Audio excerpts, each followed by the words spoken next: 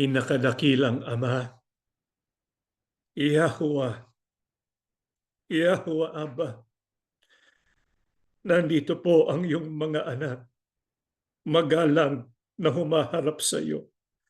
Kailangan ka ng iyong mga anak sa ganitong mga pagsamba, pagkakataon para sa amin makatanggap ng iyong biyaya sa ikalalakas ng aming pananampalataya. Halika po sa piling namin. Kung di ka po sasama sa iyong mga anak, manghihina kami. Kailangan ka namin, Ama, sapagkat sa tuwing lumilipas ang mga araw sa aming buhay, kitang-kita namin at hayag na hayag ang mga gawain mo sa paghahanda para sa aming kaligtasan. Itong nagbibigay sa amin ng kasiyahan, ng kagalakan sa aming puso. Malapit na isusugo mong yung bugtong na anak upang kami po'y makapiling mo sa iyong bayang banal. Habang naghihintay kami, nakahanda kaming tumanggap ng mga tagubilin at saway.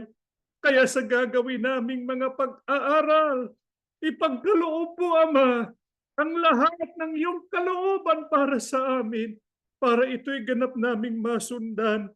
Pakipatawad na sa lahat ng aming pagkakasala. Pakilinis ang puso't budhi namin para ikaw ang aming maramdaman, para lalo po kaming tumibay. Panginoong Yahushua, salamat ng marami sa iyo. Patuloy mo kaming pinagtsatsagaan, ginagabayan araw-araw, pinagagaling sa lahat ng karamdaman, at patuloy pong sinasamahan sa ganitong mga pagtitipon. Pakibasbasan ng iyong mga lingkod, lalong-lalo na habang nakikinig kami, ikaw sanang magsalita sa aming puso para kaming lahat ay magkaroon ng panibagong pag-asa. Ama, sumasampalataya kami, binasbasan mo ang iyong mga anak, pati ang aming kabuhayan. Pakitanggap din ang aming mga abuloy sa iyo para, Ama, lahat ng aming mga gampanin, masasabi namin, natutupad ang akin ng iyong pananampalataya. Ama, sumasampalataya kami. Dininig mo po ang aming panalangin sa pangalan po ng aming tagapagligtas na si Yahushua HaMashiach. Amen.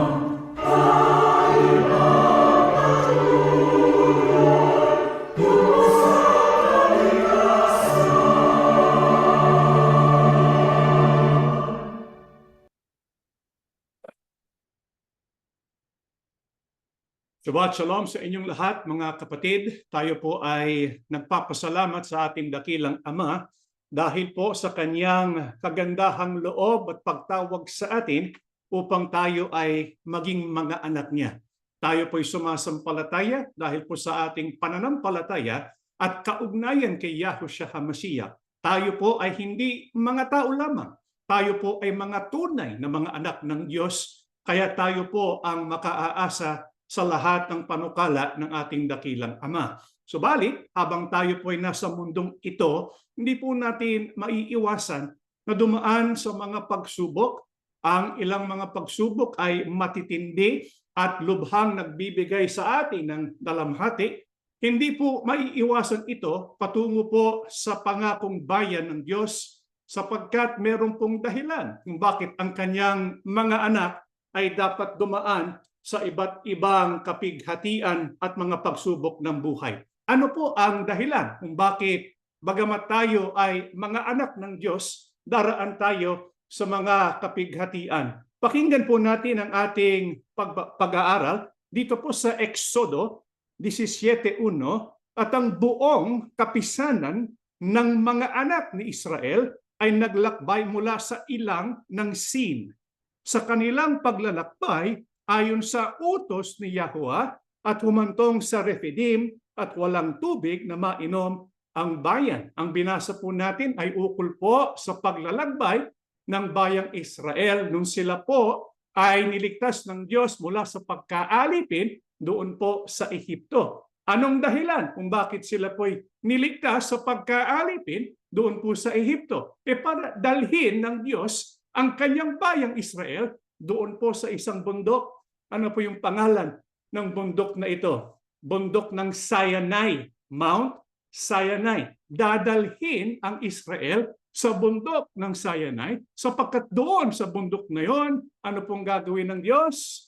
Makikipagtipan sa kanyang bayan para sila ay hindi magiging bayan lamang, kundi magiging bayan ni Yahweh Aba. Napakalaking biyaya ang natanggap ng bayang Israel. Pero para sila makapunta doon po sa Sinai, saan po sila dapat makarating? Saan po sila dadaan? Dito po sa isang lugar na ang pangalan ay Rephidim. Kaya kung atin pong mapapansin, mula sa pagkaalipin, dinala sila ng Diyos sa ilang ng Sin. Ito po tinatawag sa Ingles na wilderness. At doon po sa ilang patungo sa Mount Sinai, daraan sila sa isang lugar na ang pangalan ay Rephidim. Ano pong kanilang nasaksihan? Ano pong naranasan nila doon po sa Rephidim? Walang tubig na mainom ang bayan. Mga kapatid, ito po ba'y maliit o malaking problema? Malaking problema ito. Kasi nga, siguro ang ilan sa atin, kung nakatira tayo sa Pilipinas o kaya sa ibang mga third world countries, kapag ka nawala ng tubig, hindi po ba mabigat na problema yon? Pero kung iisipin natin yung kalagayan ng Israel, sila po ay siguro humigit kumula mga 3 million Hebrews. Marami yun. Nasa ilang sila. Pag walang tubig sa ilang, walang tubig talaga. Ano man ang gagawin mo, hindi ka makakatuklas ng tubig. Kaya ito'y malaking problema. You can survive without food for several days, pero pagka wala kang iinuming tubig, yun talaga ay malaki at matinding kapighatian. Ito po'y naranasan ng bayang Israel. Malaking problema sa tao, pero hindi po malaking problema kanina. Sa Diyos, ito sanang natutunan ng bayang Israel. Bakit? Sapagkat mula nung sila'y inalis sa pagkaalipin, ano ang naging saksi o nasaksihan ng bayang Israel? Yung katapatan at kapangyarihan ni Yahweh. Pinalaya sila mula sa pagkaalipin sa Israel o sa Ehipto. Paano ito nangyari? Ginamit po yung tinatawag na 10 plagues na doon na hayag ang kapangyarihan ng Diyos. Ano ba? Pinangunahan ang Israel gamit ang haliging ulap at apoy. Ito po'y milagro. Ito po'y isang matinding pangyayari. Ano pa? Winasang ang hukbo ni Paraon. Kasi yung hukbo ng Paraon, sa pangunguna ni Paraon ay hindi po pumayag na makaalis ang Israel ng gano'n na lamang. Kaya sinikap nilang patayin ang lahat ng Israel. Pero sila po'y winasak ng Diyos. Ano pang ginawa ng Diyos? Hinati ang dagat na pula upang makatuwid ng ligtas sa kabilang panig. Ano pa?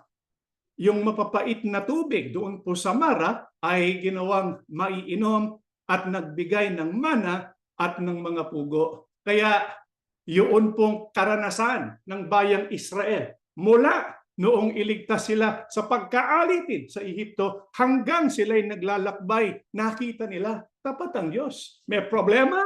Walang problema sa Diyos. Nakita nila yung kapangyarihan ng ating Ama na si Yahweh. Kaya nung dumating ang pagkakataon, wala po silang tubig doon po sa lugar ng Rephidim, ano sanang ginawa ng bayang Israel?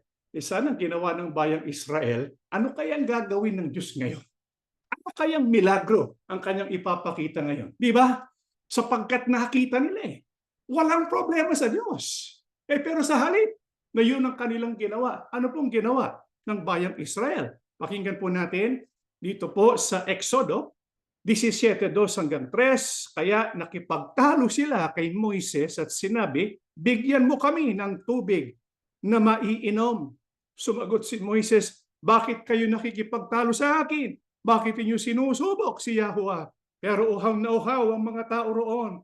Kaya patuloy ang pagrereklamo nila kay Moises. Bakit mo pa kami nilabas sa Ehipto? Mamamatay din lamang pala kami rito sa uhaw, pati ang mga anak at mga hayop namin. Ano pong naging tugon o reaksyon ng bayang Israel nung wala po silang tubig na mainom? Sa halip po na humingi sa Diyos, anong kanilang ginawa? Nagreklamo. Siguro agad nilang nakalimutan yung pinakitang kapangyarihan ni Yahweh Abba. Kaya kanino sila nakipagtalo? Kay Moises. Ganun po kasing ugali ng tao Kapag ka mayroong problema, ano pong kanilang ginagawa? Nagrereklamo at naghahanap ng mabintangan. Sino pong nakita nila? Si Moises, yung kanilang leader. Kaya nakipagtalo kay Moises. Bakit? Bigyan mo kami ng tubig para kami ay makainom. Pero anong sabi ni Moises sa kanila? Bakit kayo nakikipagtalo sa akin? Bakit ninyo sinusubok si Yahweh? Alam niyo po ba kung bakit sinabi ni Moises? Sapagkat sino bang nangunguna sa bayang Israel? Kapag ka sila ay pumupunta sa iba't ibang lugar, sino pong nangunguna? Si Moises po ba? Hindi. Tagasunod lang si Moises. Ang nangunguna si Yahweh. Kaya ang nagdala sa Israel, dun po sa Rephidim, na walang mainom na tubig, sino po? Si Yahweh. Ibig sabihin, dapat kapag tayo dinadala ng Diyos sa isang pagsubok, huwag po tayo maging katulad ng bayang Israel. Na sila ay palagi na lang nagrereklamo. Alam niyo po, kung ating babasahin ang aklat ng Ehipto, agad po natin makikita yun pong paulit-ulit na pagrereklamo ng Israel. Konting problema lang, nagrereklamo na. Konting problema lang, gusto kong bumalik. Saan? Sa Ehipto. Nagsawa sa pugo. Anong sinabi? Gusto kong bumalik sa Ehipto. Nakakita ng mga higante. Anong sinabi? Gusto kong bumalik sa Ehipto. Walang tiwala kanino? Walang tiwala sa Diyos. Kaya paulit-ulit na pinakikita ng mga tao ng Israel ang kanilang pagiging mainipin. Kuminsan tayo ganun din Kaya konting problema, konting pagsubok, kung minsan nagdududa tayo, nag-aalinlangan, nanghihina ng ating pananampalataya, ganun din pong ugali ng bayang Israel. Lalong-lalo na doon po sa Rephidim. Dahil po sa tindi ng pagrereklamo at ang kanilang pakikipagtalo kay Moises at kay Yahweh, alam niyo pong ginawa ni Moises doon po sa lugar na yun. Pakinggan po natin, Exodo 17:7. Tinawag ni Moises ang lugar na Masa at Meriba dahil nakipagtalo sa kanya ang mga Israelita at sinubukan nila si Yahweh sa pamamagitan ng pagsasabi, sinasamahan ba tayo ni Yahweh o hindi? Mga kapatid, yun pong ating mga nararanasan na mga kapighatian, mga pagsubok ng buhay, iba-ibang level po yan di ba? Merong mga pagsubok na kung titingnan po ninyo, hindi po masyadong mabigat, di ba? Pero meron naman mga pagsubok na talagang life-threatening. Talagang kakaiba na hindi po kayang lunasan ng kapangyarihan at kakayahan ng sinumang tao sa mundo. Kaya nga, merong mga tinatawag na terminal cases, merong mga unsolvable problems. Ang katumbas nun, nasa ilang ka na wala kang maiinom na tubig. Kapag ka nangyayari ito sa atin, kung minsan tayo po'y natutokso at naiisip natin, At nasasabi natin sa ating sarili, sinasamahan pa ba tayo ni Yahuwah o hindi? Mga kapatid, ito po ba ay naitanungan natin sa ating sarili? Kapag dumaraan ba ang mga bagyo ng pagsubok, nag-aalinlangan ba tayo sa katapatan ni Yahuwah Abba? Kasi kuminsan bilang tao, nangyayari sa atin ito eh. Kahit sabihin natin, matagal na tayong naglilingkod. Kuminsan, mahina tayo kapag dumaraan ang pagsubok, nagkasakit ang ating anak. O tayo man ay nagkasakit. Bigla tayo nawalan ng trabaho. Kailangan pa naman bayaran yung pong mortgage. Tapos sunod-sunod yung mapapait na pangyayari. Kuminsan, nasasabi natin sa ating sarili, sinasamahan pa ba ako ni Yahuwah Abba? Iyaan ang naging damdamin ng bayang Israel nung wala silang mainom na tubig doon po sa ilang. Kaya nga tinawag ni Moises yung lugar na yun, Masa at Meribah. At yun pong lugar na yun naging pagkakakilanlan ng bayang Israel.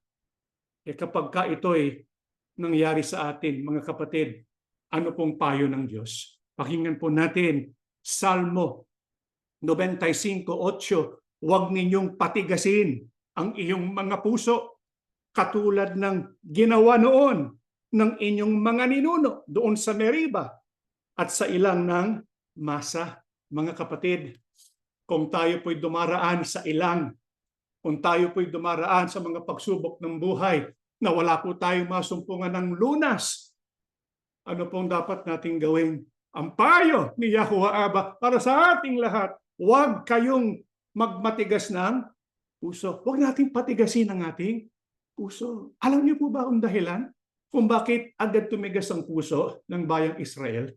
Sapagkat ang tao, meron pong ugali eh.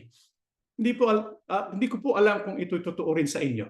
Pero sa karaniwang tao, kapag merong masamang nangyari sa kanila, yun palaging nasa isip nila eh. Hindi nila makalimutan. Ang tawag po dyan, trauma. Nagkaroon ng mapapait na mga karanasan nung sila ay bata.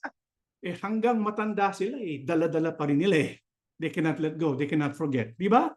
Paano naman yung kabutihan ng Diyos? Yun naman, hindi po nila, yun naman agad nilang nakakalimutan. Kapag ganun, ano pong mangyayari kapag tayo dumaan sa ilang?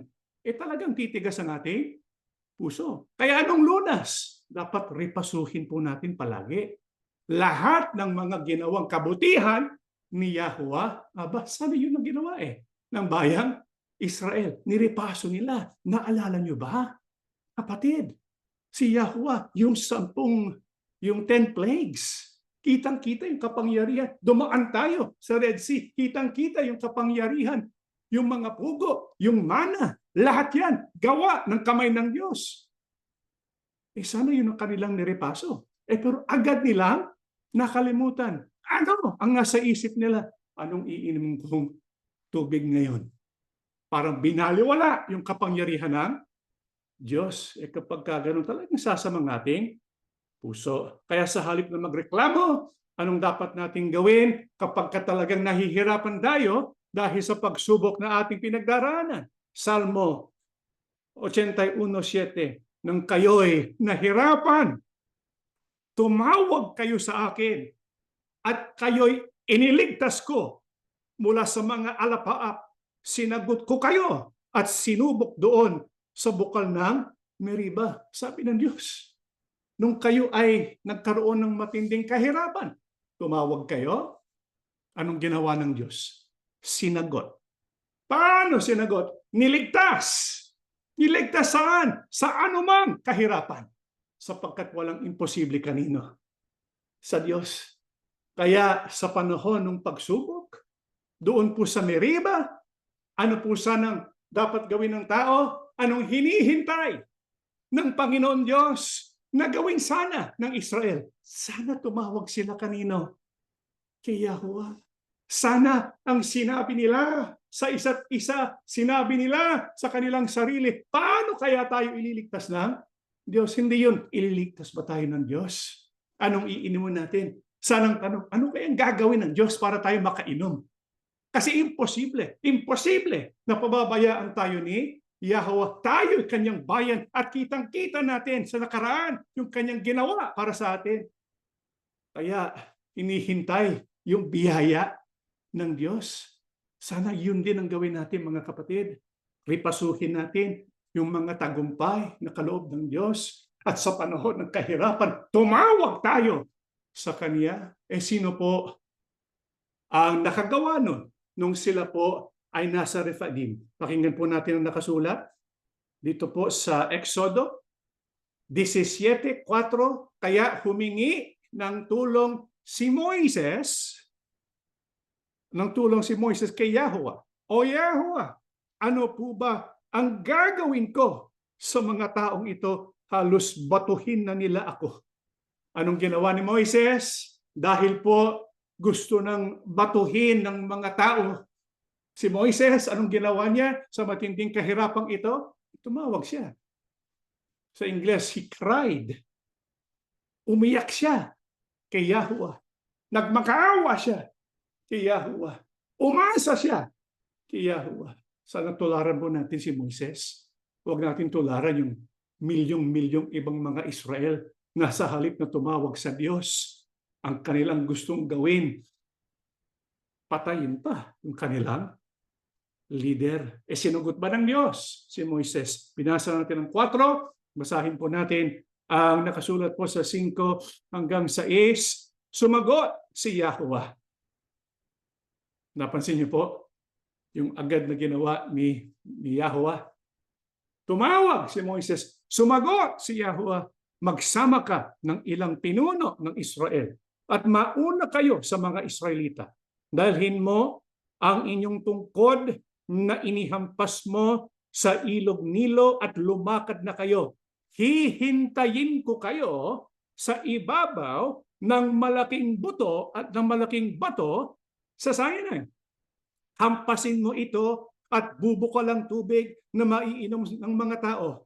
Yun nga ang ginawa ni Moises at ito'y nasaksihan ng mga kasama niyang pinuno ng Israel. Nung tumawag si Moises, humingi ng tulong kay Yahweh. Anong ginawa ni Yahweh? Sabi ni Moises, sabi ng Diyos kay Moises, itong gagawin mo.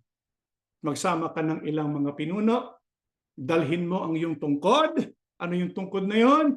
Yung ginamit niya sa ilog Nilo para maghimala. Dalhin daw yon.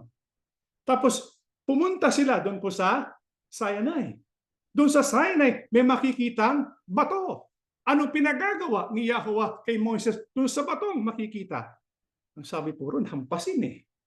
Mga kapatid, yung bayang Israel ba?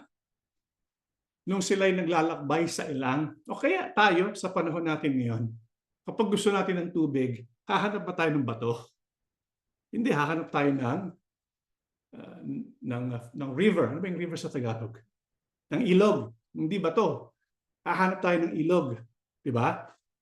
Noon, wala po silang mahanap na ilog. Ang pinagawa ng Diyos, pumunta ka sa Sinai, hanapin mo yung bato. At anong gagawin sa bato? Ang sabi po ay, hampasin yung bato. Paghampas sa bato, anong mangyayari? Bubukal ang tubig na maiinom ng mga tao. Sumunod po ba si Moises? Opo. Ito po bang pinagagawa ng Diyos kay Moises? Ito po ba'y madaling intindihin? Medyo hindi eh. Kaya nga kailangan yung pagtitiwala eh. Kasi it doesn't make sense. Pero kung pinagagawa ng Diyos, ano man yung pinagagawa niya, gawin natin kahit hindi po natin nauunawaan. Ito ginawa ni Moises. Kaya hinampas niya yung bato. Ano po nangyari? Nagbigay nga ng tubig. Gaano karaming tubig ang binigay? Pakinggan po natin sa awit.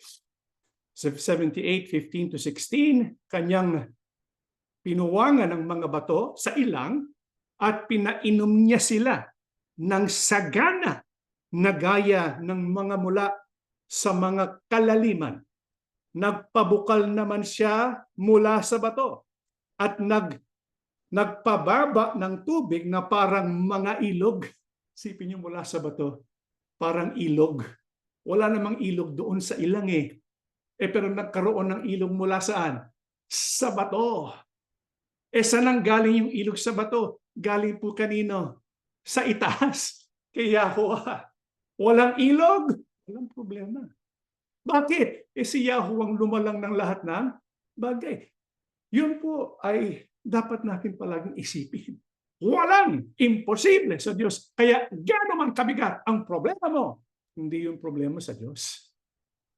Kaya nga nagpalabas siya ng ilog mula po sa bato at yung bayang Israel doon po nakainom ng marami. Tutuusin, titingnan po natin yung kasaysayan, yung tubig mula sa bato ay nagtustos halos ng 3 million Hebrews, halos kumulang. Sa loob ng 11 months doon po sa kampo sa bundok ng Sinai. Sa kaya yung buong pagkakataon na nandun po sila sa Sinai, pinaiinom sila ng Diyos. Ever-flowing yung ilog mula po sa bato. Ano pong tawag dyan? Milagro po yun, mga kapatid. Sa makatwid, itong mga Ebrong ito, bagamat sila hindi nagtiwala sa Diyos, bagamat sila nagreklamo, ang Diyos mahabang kanyang pasensya. Kaya ipinagkaloob yung kanilang pangangailangan. Mabuti na lang, mahaba ang pasensya ni Yahweh kasi si Moises naubusan Naubusan na si Moises ng pasensya. Pero ang Diyos, mahabagin pa rin. Nagbigay siya ng tubig. Pero bakit po kaya ang bayang Israel, sa halip na tumawag na lang sa Diyos, nagreklamo pa, nakipagtalo pa kay Moises? Ano kayang dahilan? Ano bang issue ang nandoon? Ano bang issue ng mga Israelita? Siguro ang iniisip po nila, hindi po yung tinatawaran nila yung kapangyarihan ng Diyos. Hindi po nila tinatanong, magagawa ba ni Yahweh to? Siguro ang issue para sa kanila, gagawin ba ni Yahweh ito? Nakita niyo po yung pagkakaiba? Kasi kita nila yung kapangyarihan ng Diyos. Pero ang kanilang tinatawaran, hindi kapangyarihan ng Diyos, ang tinatawaran nila, yung kabaitan ng Diyos. Gagawin ba ito ng Diyos? Alam ko, kaya niya, pero gagawin ba niya ito? Kaya ito po issue, hindi po tungkol sa kanyang kapangyarihan, kundi issue tungkol sa pagtitiwala. Di po ba? Kung minsan, ganyan din tayo Merong pagsubok, dumaraan tayo sa problema, alam naman natin, walang imposible sa Diyos. Pero nasa isip natin, tutulungan ba ako ng Diyos? Gagawa ba ang Diyos? Dapat pagka dumaraan tayo sa ganung mga pangyayari, ano ang dapat na maging pasya natin sa ating puso? Ito po sa Isaias 12:1-3, at sa araw na yaon ay iyong sasabihin, ako'y pasasalamat sa iyo, O Yahweh, sapagkat bagaman ikaw ay nagalit sa akin, ang iyong galit ay napawi, at ang iyong inaliw ako. Narito, Diyos ay aking kaligtasan.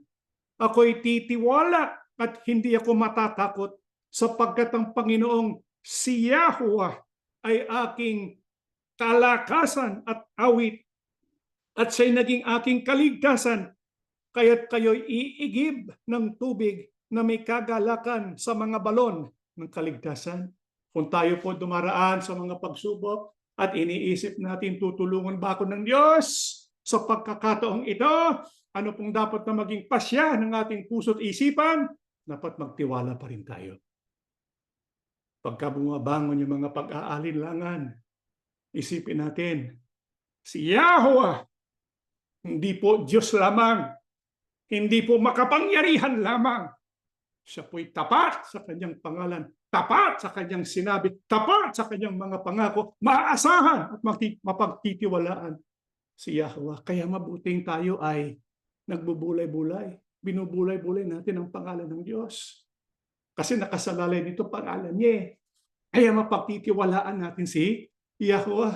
Ano ang ating mararanasan kapag sa kabila ng mga pagsubok, tayo po'y nagpasya? Ano man ang mangyari, magtitiwala pa rin ako kahit hindi ko nauunawaan ang nangyayari. Ang sabi po, ako'y titiwala at hindi ako matatakot. Napakasarap ng pakiramdam, mga kapatid. kapag sinuko natin sa Diyos yung mga bagay na hindi natin kontrolado, ang kapalit ng kapayapaan. At dahil sa kapayapaan, dulot ng pagtitiwala sa Diyos, kapag sinabi natin, Ama, ikaw nang bahala.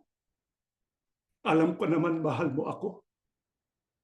Alam ko naman kapag magtitiwala ako sa iyo, ikaw ang aking Diyos na magbabantay sa aking kaluluwa. Kapag gaganon, anong ating maaasahan? Ang sabi po, kung ang Diyos man ay nagagalit sa atin, mapapawi yun. Aaliwin tayo ng Diyos. Siya ay ang magiging kaligtasan natin. Siya ang magiging awit natin. Siya ang magbibigay sa atin ng kaligtasan. Ang sabi po ni Yahweh Abba, kayo'y iigib ng tubig na may kagalakan sa mga balon ng kaligtasan. Kaya kung minsan mga kapatid, huwag po kayong magtaka. Kailangan dumaan tayo sa mga ilang. Yung karanasan sa ilang, nagtuturo po yun ng pagtitiwala kanino? Kay Yahweh. Kaya yung pagsubok, yung pagdaan sa ilang, yun po merong biyaya. Meron pong magagawa ang ating karanasan kapag tayo dumaraan sa ilang. Bakit kaya kalooban ng Diyos na dumaan tayo sa ilang? Kung titingnan po natin, kung halimbawa, dumaan tayo sa pagsubok, tapos nilabas tayo ng Diyos mula sa pagsubok, tapos titingnan natin ang sarili natin, ikukumpara natin ang ating sarili before na pagsubok, ano pong ating makikita? Ito pong sa susunod na slide, ito po yung biyaya ng mga pagsubok. Lahat ng dumaraan sa ilang, natututo sa Diyos, mas magiging masaya,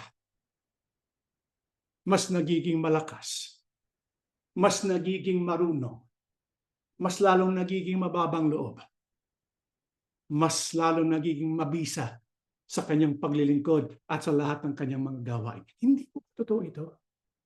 Kaya nga lahat ng lingkod ng Diyos dumaraan sa ilang Dumaraan sa pagsubok. Sapagkat may kabutihang dulot ng pagsubok. Yung pagsubok ay nagbibigay ng katangiang hinahanap ng Diyos, yung karakter na hinahanap ng Diyos. Kaya kung tayo po'y nasa ilang, mga kapatid, hanapin natin ang tubig ni Yahweh. Bakit? Bakit po ba ang mga tao kapag dumaan sa pagsubok, sila'y nagiging mas maligaya, mas marunong, mas malakas? Sapagkat doon lamang sa ilang, hahanapin natin at matatagpuan yung tubig ni Yahweh. Hindi po ba totoo ito? Kasi hanggat hindi po tayo na sa isang sitwasyon na wala na tayong magagawa pa, wala na tayong taong malalapitan pa, walang karunungan ang makakatulong sa atin, walang kapangyarihan ang makatutulong sa atin, talagang nasa ilang tayo. Kapag ganoon, saka lang natin hahanapin ang tubig ng Diyos. Sana nga hindi po ganoon pero yan ang dahilan kung bakit tayo dinaraan sa ilang. Para matuto tayong hanapin upang matagpuan natin yung tubig ni Yahweh. Yung tubig ni Yahweh, yan ang magbibigay sa atin ng tunay na lakas. Mga kapatid, hanapin natin ang tubig ni Yahweh. Matatagpuan natin yon. Mapagtitiwalaan si Yahweh na ibibigay niya sa atin ito. Bakit po? Pakinggan po natin ang unang Korinto 10:4, at lahat ay nagsisiinom ng isang inuminding ayon sa Espiritu, sapagkat nagsiinom sa batong ayon sa Espiritu na sumunod sa kanila, at ang batong yaon ay si Kristo. Ang binasa po natin ay paliwanag ni Apostol Pablo tungkol po sa nangyari doon sa ilang nung wala po silang mainom na tubig.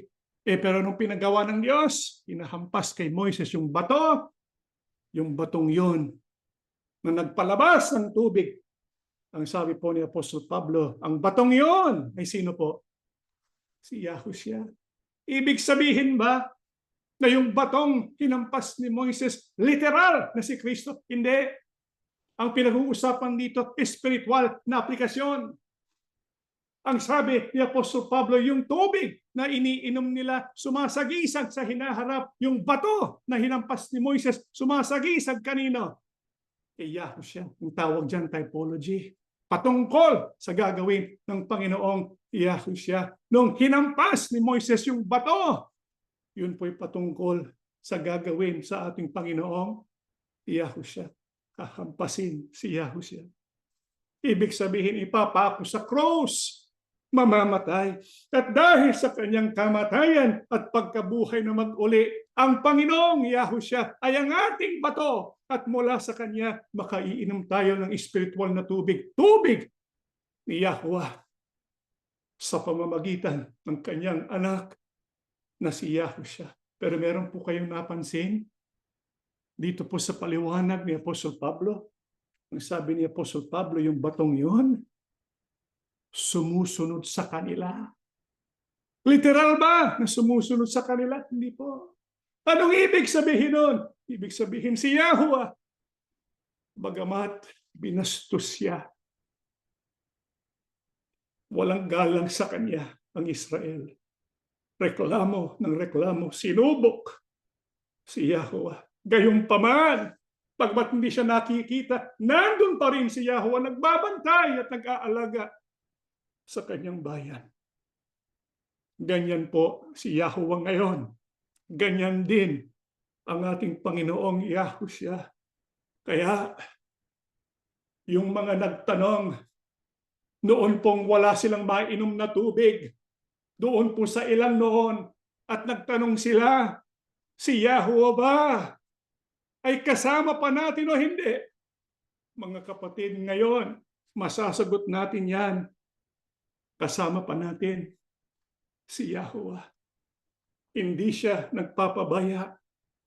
Lalong-lalo na nung sinugo niya ang kanyang buktong na anak. Bakit po? Pakinggan po natin ng Roma 8:32. Kung ang sarili niyang anak ay hindi niya ipinagkait, sa halip ay ibinigay para sa atin, tiyak na ibibigay din niya sa atin ang lahat ng bagay. Bakit po tayo makapagtitiwala kay Yahuwah? Bakit po natin masasabi na hindi lang kayang gawin ng Diyos na tulungan tayo? Gagawin niya yon, sapagkat meron na po siyang ginawa bilang patotoo na hindi tayo pababayaan. Ano po yun? Ibinigay niya ang kanyang anak. Kaya nga sabi ni Apostol Pablo, kung ang sariling anak niya hindi niya pinagkait, tiyak na ibibigay din niya sa atin ang lahat ng bagay. Kaya mapagtitiwalaan natin si Yahuwah.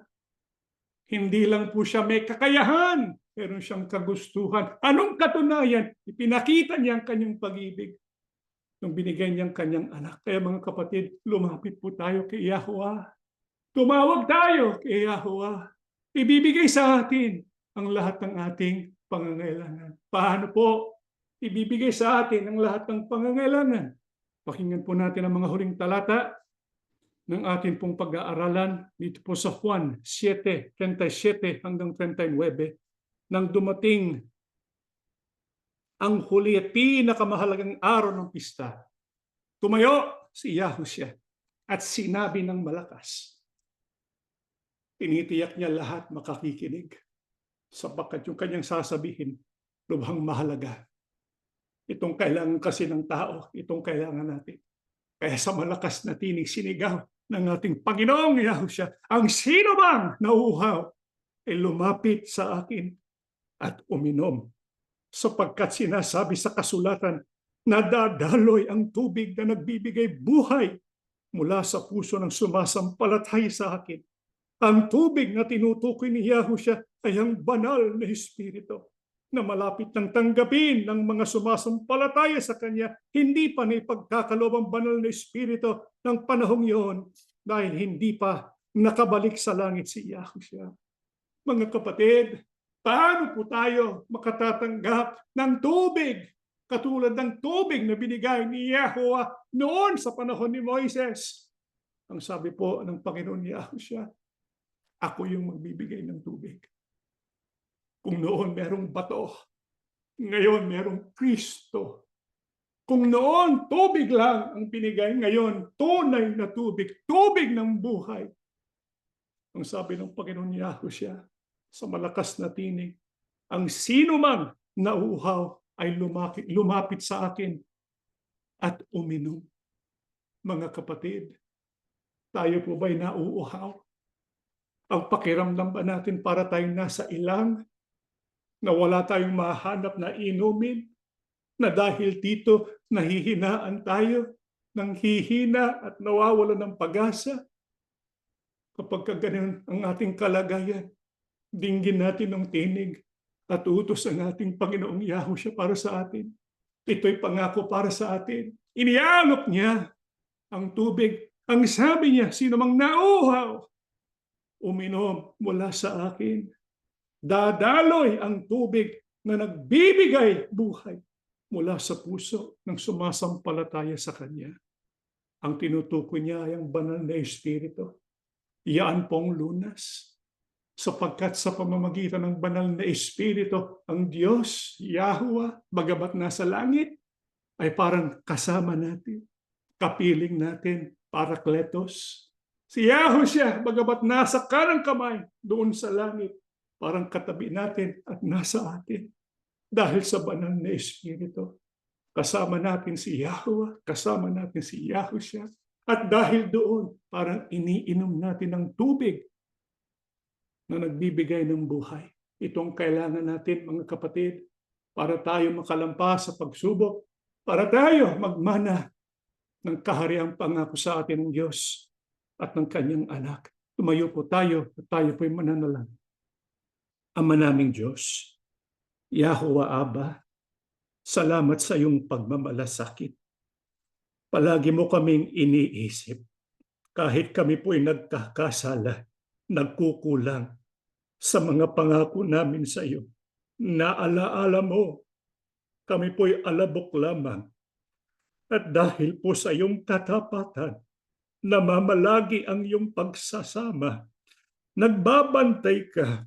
Merong mga pagkakataon na nasasabi namin, naiisip namin, mahal mo pa ba kami kapag ka merong pagsubok ng buhay?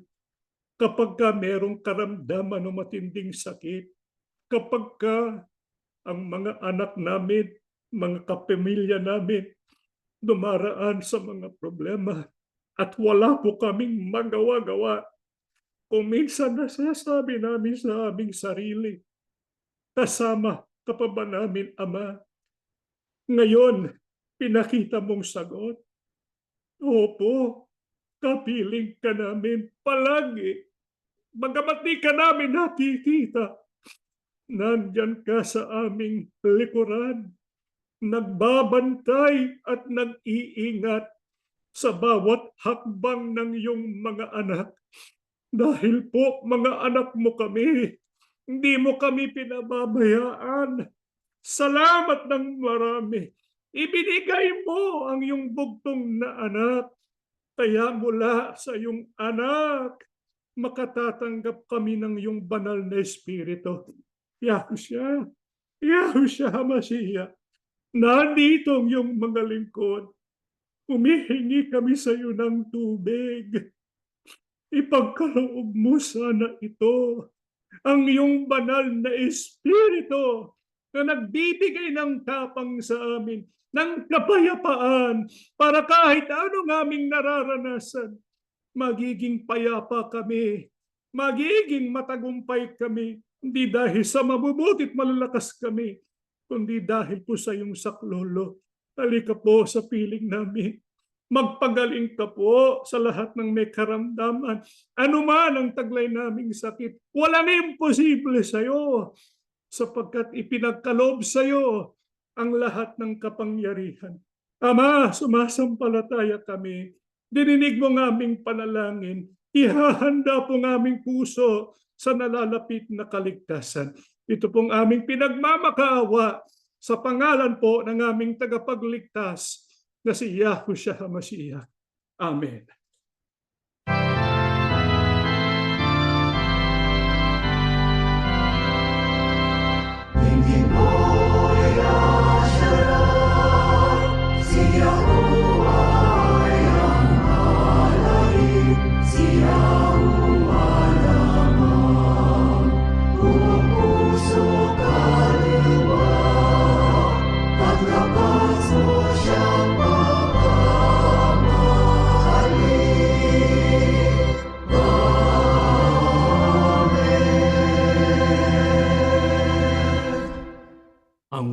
lalo na pag-ibig at masaganang awa ni Yahuwah Aba, ang biyaya at kapangyarihan ni Yahushua HaMashiach, at ang laging paggabay ng banal na Espiritu sa ating lahat, ngayon at magpakailanman.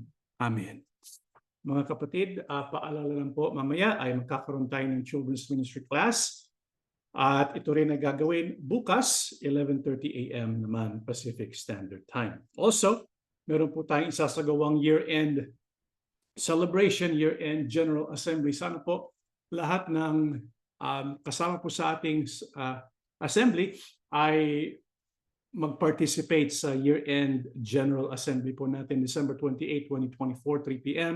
Pacific Standard Time. Sana yung mga bagong kasama natin ay makipagkita din para we can meet each other at makilala po natin ang isa't isa at para na rin mapag-usapan natin yung mga gagawin natin, mga proyekto, mga aktibidad sa hinaharap na taon. December 28, 2024, 3 p.m. Pacific Standard Time.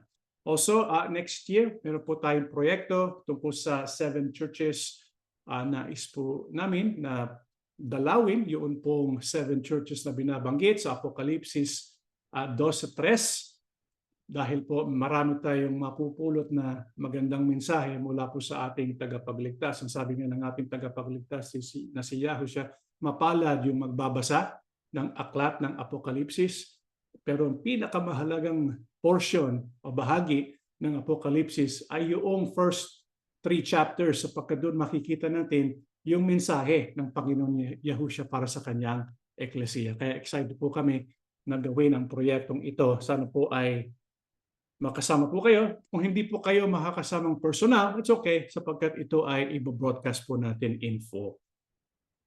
Kung interested po kayo, please let me know so that we can save a spot for you. Also, simula po January 3, 2025, araw po ng Friday, lilipat po yung ating schedule ng pagsamba. Sa halip na 10 p.m., gagawin po nating 7 p.m. Pacific Standard Time yung ating pagsamba. Kaya magiging anong oras yun sa Pilipinas? Kaya magiging Sabado 11 a.m. para sa mga taga-Pilipinas. Yan lang po, natatapos na ang ating pagsamba. May Yahuwah Aba and Yahushua HaMashiach bless all of us.